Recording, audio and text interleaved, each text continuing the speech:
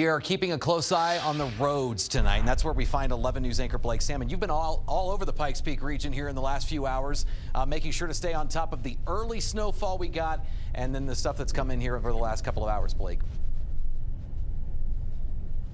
Adam, so right now we're on Black Forest Road. We're just about to turn right onto Woodman. I want to show you what the road looks like.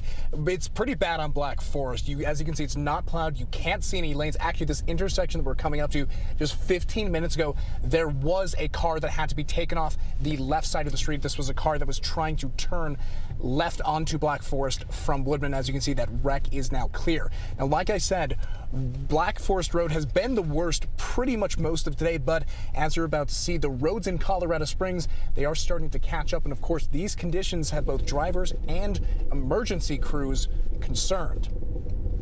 We fully expect it to be pretty rough out there.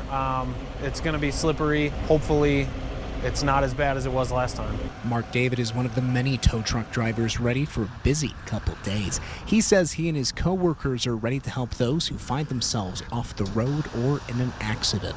One thing we get a lot of is people sliding into curbs and stuff, especially in roundabouts. And that blows out tires, bends rims. Sometimes it'll tear the whole wheel out, break the control arm, everything. While I-25 and roads across Colorado Springs stayed mostly clear until the late evening, that wasn't the case in Black Forest.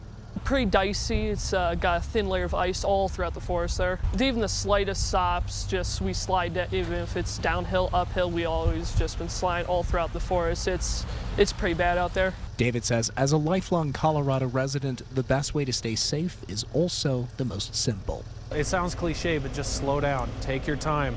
Give yourself a gap between you and the cars around you. Even if you have four-wheel drive, even if you have all-wheel drive, that doesn't mean that once traction breaks, it doesn't matter.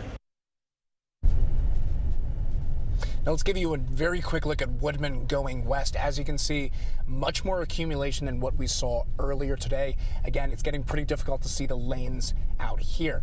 Now, as for the response from Colorado Springs City crews, they say they did a full call out at noon. This was according to the last update sent around 3:30.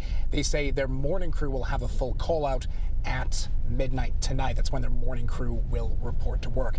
Now, keep in mind, Colorado Springs police say they are on accident alert status right now. That means if you're in a crash that doesn't involve injuries, damage to city property, or have any DUI or suspicion of driving under the influence, you can report that online. Adam, back to you.